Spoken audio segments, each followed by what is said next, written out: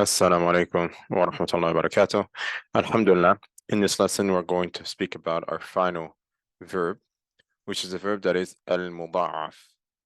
So before we go into more details concerning the verb that is muda'af, let's do a brief recap concerning the two types of verbs in the Arabic language from the perspective of morphology. So there are verbs that are sahih and there are verbs that are mu'atal. Verbs that are sahih are verbs that have no weak letters. So they don't have a waw, they don't have an alif, and they don't have a ya.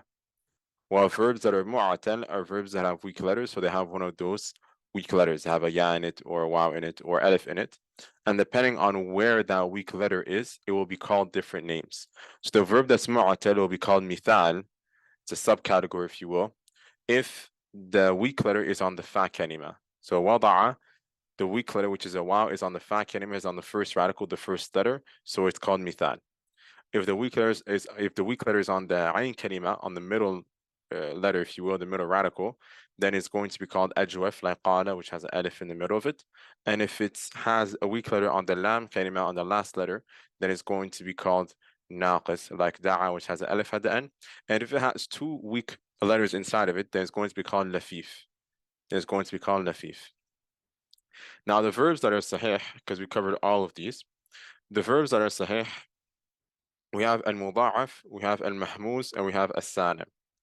Al-muda'af is a verb which has its ayn kalima and its lam kalima are the same letter. So a verb which is ayn kalima and lam kalima are the same letter is going to be called muda'af, like hajja, farra, and so on and so forth. And this is what we're going to be covering today. Now, these verbs are part of the verbs that are sahih because they don't have any weak letters inside. The verb hajja doesn't have a waw or an alif or a ya in it, but it does have a doublation of the ayn kalima and lam kalima, if you will. So because of that, it is called muda'af. A verb that's mahmuz is a verb which has a hamza in it, like akala, and a verb that is salim is a verb that's not mu'tal and it's not mahmuz or muda'af.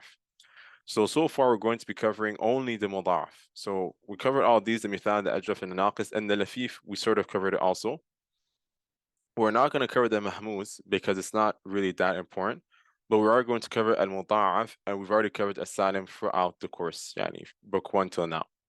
So let's go ahead and start talking about the muda'af. So what is the muda'af? How does it function?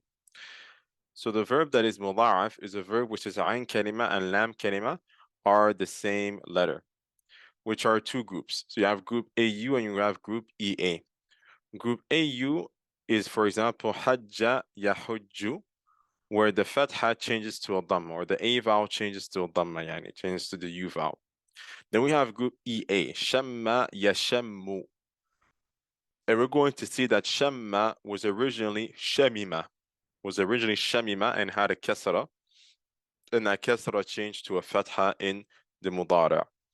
So let's break down these verbs to really understand why is this part of group EA and not part of group AA, for example, because in Shamma we don't see any kasra. So why are we saying it's part of group EA?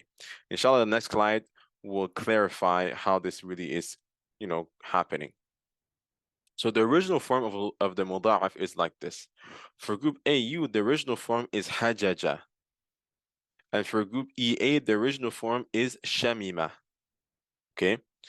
But what do the Arabs do? The Arabs, they look at these two verbs, hajaja and shamima, and they realize that they have two letters that are the same, right? The ayn kalima and the lam kalima here are the exact same letter, a jim and a jim, a mim and a mim. So what the Arabs decide to do is that they decide to put a sukoon on the middle letter. So this is the transition form before the final form. They put a sukoon on the ayn kalima. They put a sukoon on the middle letter here, as you can see, for both verbs. Then after that, they do idgham.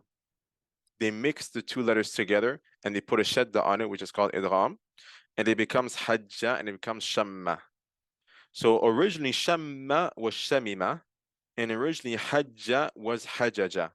But to make it simpler, the Arabs, they did this transition form and then they did idgham to make it hajja and shamma, because it's a lot more simple. So this process that we just covered, this process of changing a letter or combining two letters together, combining two of the same letters together, is called al-idgham. It's called al-idgham.